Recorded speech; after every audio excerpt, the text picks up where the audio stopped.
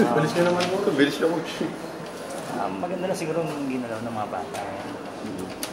So, mas iba yung aura nila dahil isa yun sa napansin namin ng last game namin against FPU.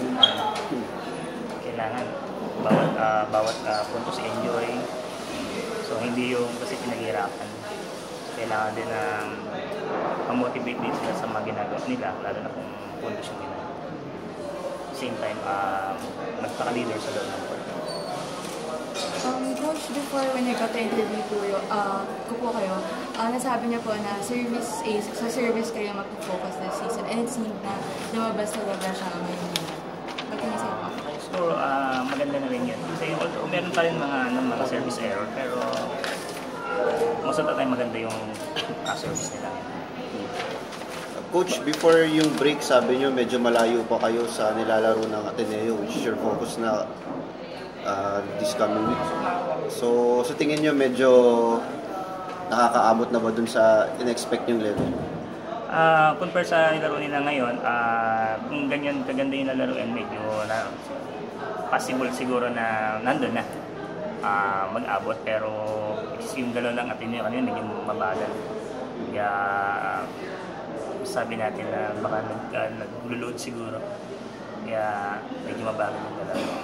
Coach, tingin nyo kanina nakita nyo na yung mga loopholes na pwede nyong i-take advantage going to next? Kasi kailangan din na mabigyan exposure yung mga posibleng magamit na players at makakita ng pagka dumating yung situation na gano'n. Coach, parang yung pinocus nyo talaga ito pag UE muna before Ateneo. Parang yun ang lumalabas sa game kanina eh.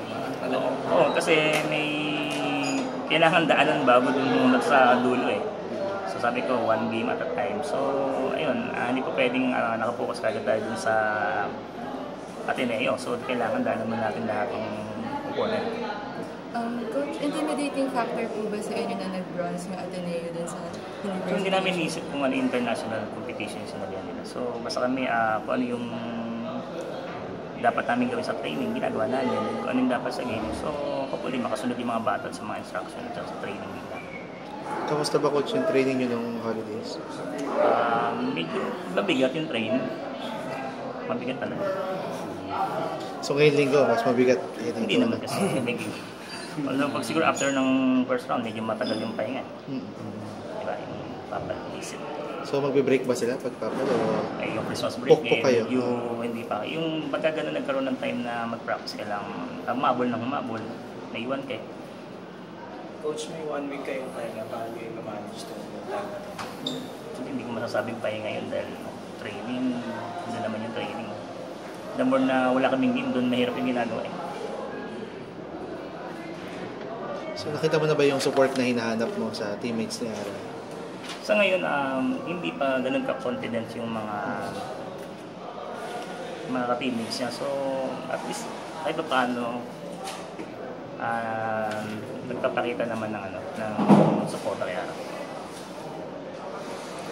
Thank you.